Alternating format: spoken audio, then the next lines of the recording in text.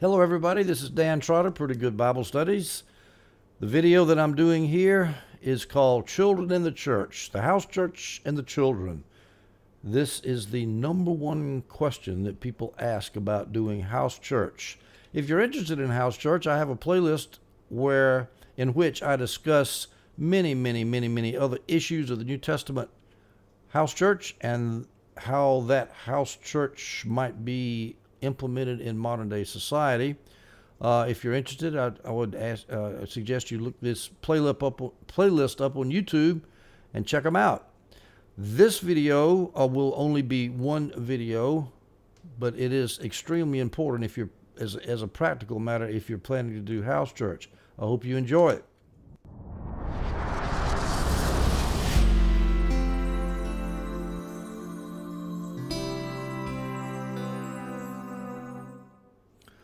All right, children and the church. Let's get started. I'm going to divide this PowerPoint and this video into 5 sections. I'm going to give you an introduction. Then I'm going to talk about the truth that children should be present in New Testament activities. And as a matter of fact, children were present in New Testament activities.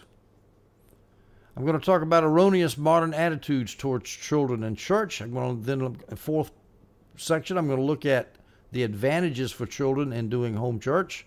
And then fifth, I'm going to talk about practical issues dealing with children in church. Let's start with our introduction. I'm just going to make 2 introductory points here. First of all, the question that we're asking here is not, what do we do with the children? When you say that, it sounds like the children are a nuisance, they're a pain. How do we deal with this problem? I used to talk that way before I realized that's not right. The question really is, what do we do for the children? How can the home church be a wonderful experience for children? And folks, I'm telling you, I have done this long enough to know that children love doing home church. And I would suggest to you they probably like it a lot better than being segregated into a nursery with potential spinal meningitis and child predators and God knows what else they got back there. But they do like doing home church. Another question I'm going to ask, I call it pointed questions that I like to ask that complacent institutional churches need to ask themselves when they think about dealing not with the children, but when they think about doing things for the children. They need to ask themselves some searching questions. All right, let's start first of all with this idea that the question is, what do we do for the children, not with the children? Let me emphasize that again. The question is not, what do we do with the children? The children are not a nuisance. They're not a handicap. Now, what I'm going to do later on is I'm going to show you that in the New Testament, Jesus said, suffer the little children to come unto me. He never shut them out. He never juvenilely segregated them. All right, now here's some pointed questions that complacent institutional churches need to ask themselves. Number 1, how many times is Sunday school mentioned in the New Testament? The answer to that is 0. Sunday school was something that was invented, I think, in England in the late 19th century. It was an evangelistic method to get children saved who didn't have Christian parents that went to church. But it was not meant to be a training time for kids in the New Testament. How many times is children's church mentioned in the New Testament? A special service just for the children, segregated away from the life of the body as a whole. The answer to that is 0. And you ask yourself, did the New Testament church Christians, did the New Testament Christians have children? I think they did. What did they do with them? Why didn't they have children's church? Why didn't they have Sunday school? They somehow managed to handle their children okay. Did the children go to children's church during the Sermon on the Mount when Jesus was given that famous teaching of his? Do you think that the ladies took the children and put the children in a nursery somewhere? Or were the children present listening to Jesus' words as they were with their parents? Did the early New Testament church have any specialized youth ministries at all? Vacation Bible School, and by the way, I'm all in favor of Vacation Bible School. Nothing wrong with that. But when you're having church, The whole body needs to be together, not split out. How about youth groups, youth camps, youth ministries, youth pastors? Why not just have church? Why do we have age segregation? It seems like there would be much more unity, organic unity in the church if the children were a part of the church instead of split out from it. Same thing for young people. Did the early New Testament Christians have children? And if so, what did they do for them? Well, let's think about that. How many times were children in the New Testament segregated from their parents? The answer to that is 0. All right, moving along here, let's go to the second part of our PowerPoint. I'm going to show you that children were indeed present in New Testament activities. For example, at the feeding miracles, there was one time that Jesus fed 5,000 men, and one time he fed 4,000 men. And in both of those instances, children were present, as the scripture explicitly says. Let's take the first instance in Matthew 14:21. The number of those who ate as about 5,000 men, besides women and children.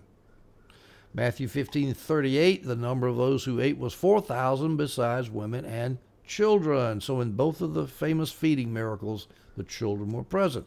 They were not segregated out from the rest of the people listening to the teaching. Jesus and Paul did not exclude the children. Let's take Jesus first. Matthew 19:13-15. Jesus said to the disciples, "Let the little children come to me, and do not hinder them."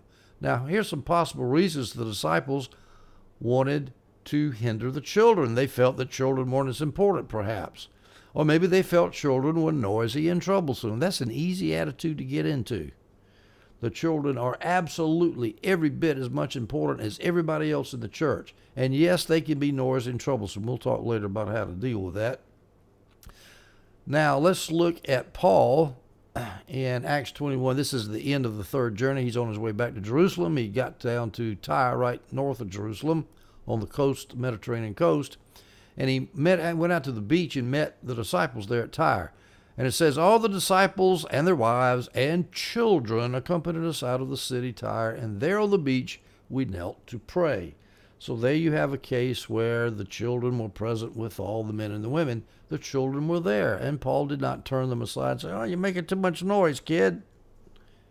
I need to put you in the nursery." Now, you know it must have been noisy. They were next to the ocean. They were outside, and they got crying kids. Paul dealt with it. Now, let's look at the fact that children were present in church meetings, in the home. Ephesians 6:1-2. This is Paul speaking, writing.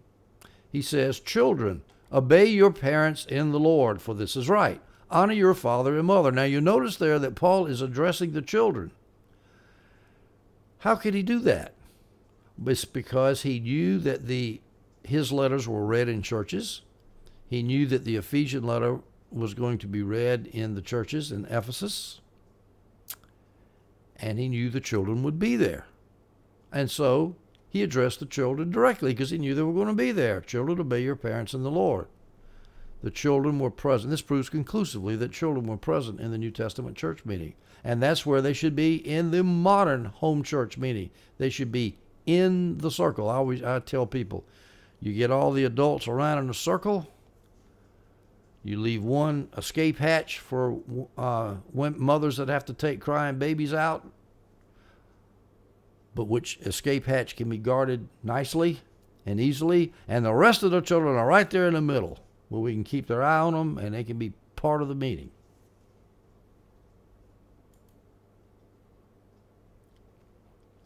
Number 3, the third part of our presentation here, I call erroneous modern attitudes towards children in the church. All right, here's number 1, the idea of juvenile segregation. That is a no-no. We should not separate children out from the rest of the church. A second erroneous modern attitude is this: it's the church's purpose to disciple kids, and we don't need to at home. And this is where the idea of Sunday school and children's church and all that comes from.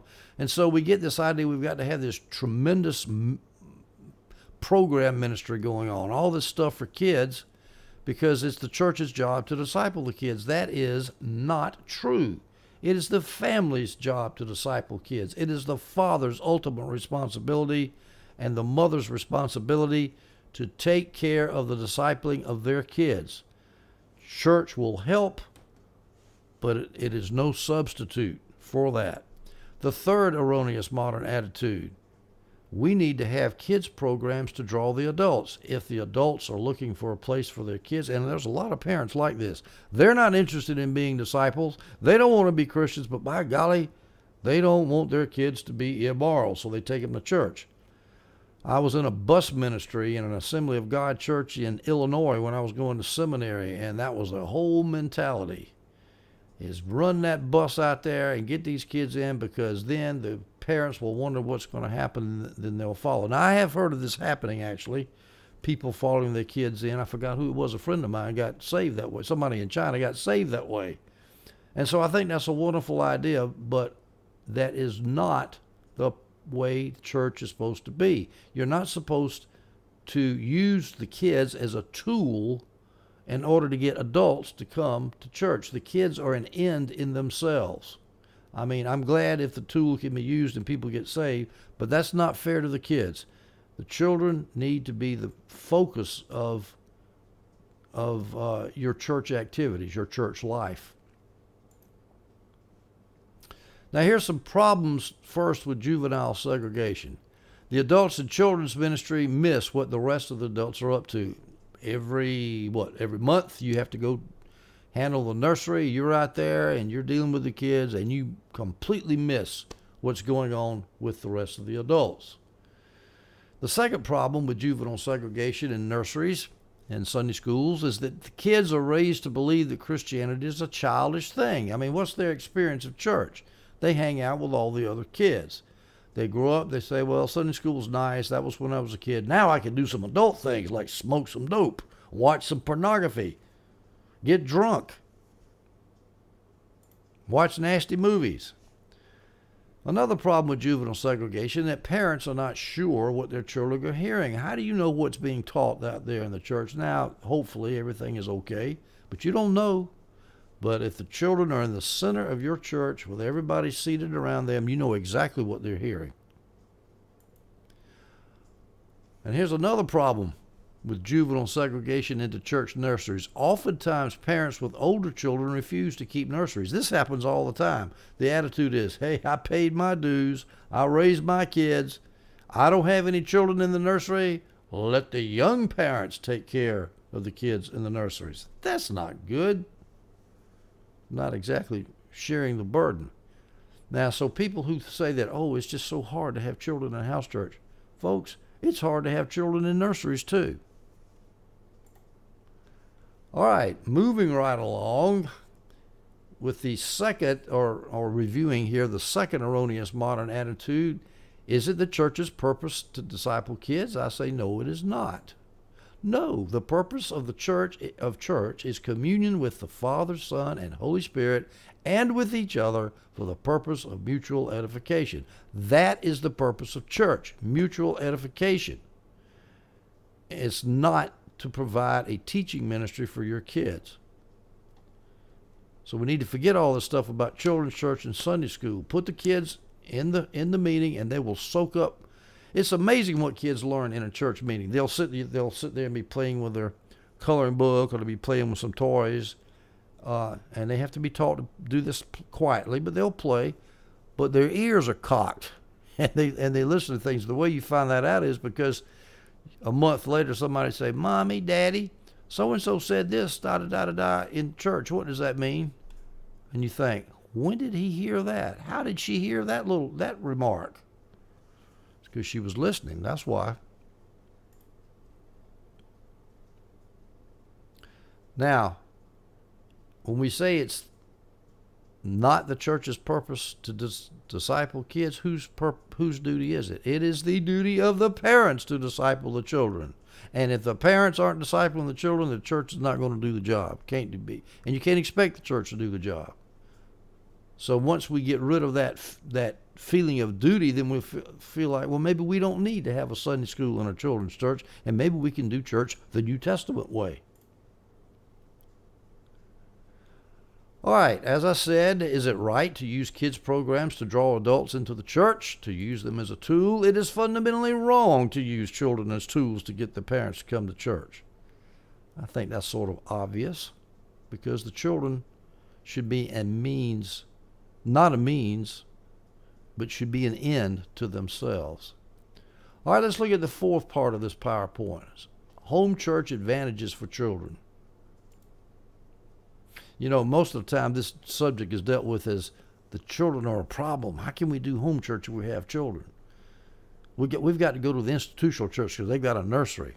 Well, here's some advantages for children. First of all, they see church as a family, not an institution. Think of how many times that family names are used to describe Christians in the scriptures. We are in the household of God. Household, that's a family name. We are adopted as sons into God's family. We are heirs. What's an heir? An heir is a family term because the kids inherit the family's wealth. So we're heirs of the kingdom. Timothy is told to treat an elder like a father.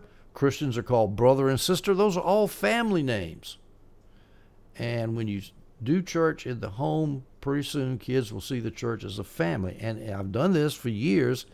You really get close to one another, and it's just fun being with your family. And a weekly meeting in your home, you can't beat it. A home church meets where the family lives. The family meets in the home. The church meets in a home. So the kid can equate or relate in his mind the fact that he's in somebody's house, he's at home, he's comfortable, and people are worshiping God comfortably. They're talking about Jesus as the most natural thing in the world. And it's not like he's going to a doctor's office or to a school building. And another advantage that kids have is they learn how to interact maturely with adults. Now, a lot of homeschool kids are like this too. You can notice they're so mature. They love to talk to adults, and I like that. Well, it's the same thing with children in house churches. They are talking with adults all the time because they're right there with them all the time, and pretty soon they start growing up faster. They start becoming more mature. It's a wonderful thing. They learn by listening to adults discuss problems. In earlier videos, I said that ecclesia is the political Greek word that refers to dealing with problems, discussions, and handling political problems. And as these problems are discussed, the kids learn, and they say, oh, okay, that's how we're going to deal with that problem. We're not going to get angry and yell at each other and act like a horse's rear end. We're going to maturely discuss things, weigh the pros and cons, and make a judicious decision. So kids learn by that when they see that. All right, let me give you a quote from a brother named Tim Melvin, whom I know. He wrote this in Towards a House Church Theology, a book by my friend Steve Ackerson. This is what Tim Melvin says: the family who hosts a church meeting and the members who go there draw themselves together as a unit. The atmosphere is real, not surreal. The conversation does not compete with the organ prelude. The relationships do not compete with the clothes and the cars. Nor does the truth compete with hypocrisy. In other words, it's the atmosphere that you provide for your children in church is so real. And you can't beat it. All right, the last issue I'm going to take up is practical issues of dealing with,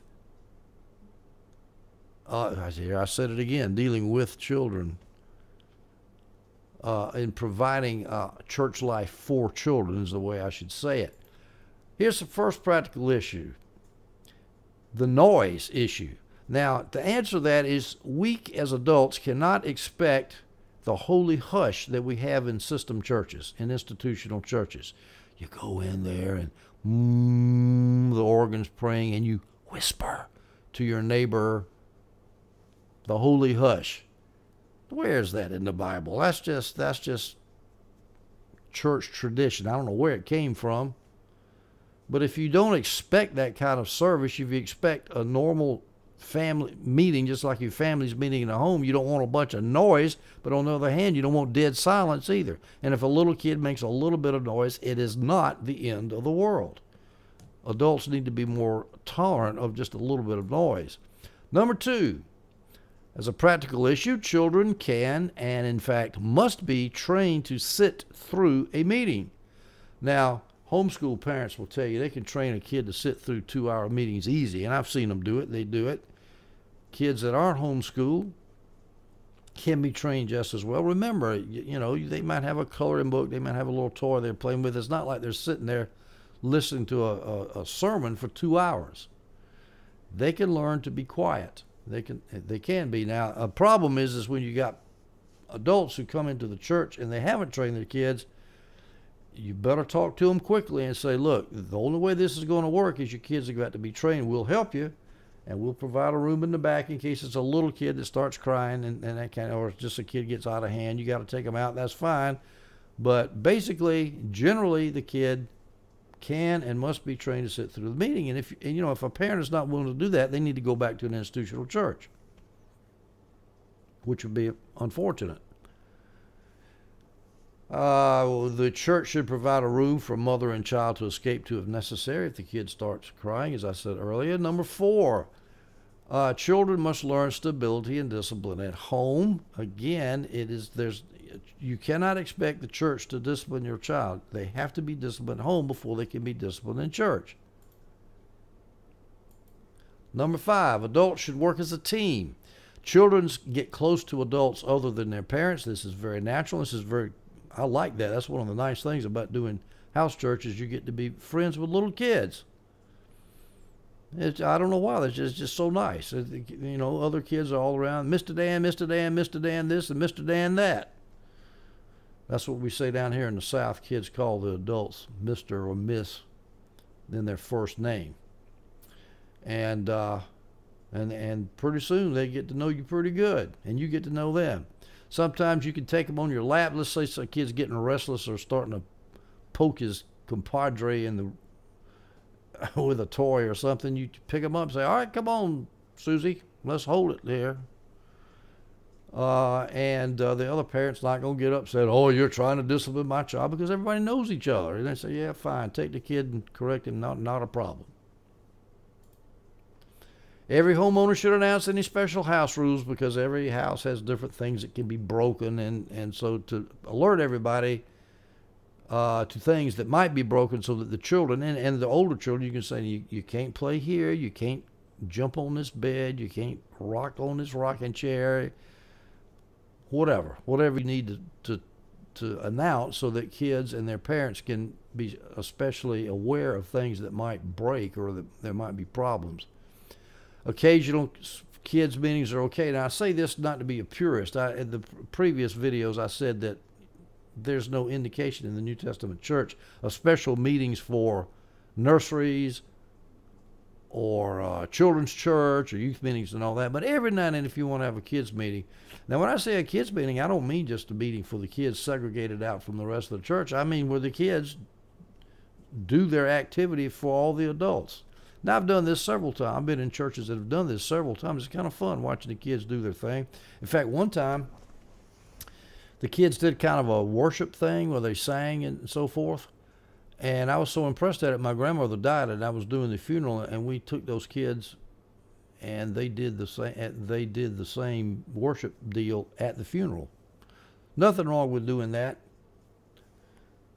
But now I have heard some churches that constantly dumb down the service, the meeting, like they're teaching, like it's a kid's Sunday school class every week where the adults just happen to be there. That is not what should be done. That is not the New Testament church. The kids there are to learn how that adults handle themselves. Every now and then, if you let the kids do it, that's fine, but not every meeting. All right, that's all of my delivered wisdom on house church and the kids. I hope you enjoyed this, and I hope you stay tuned for some more house church videos.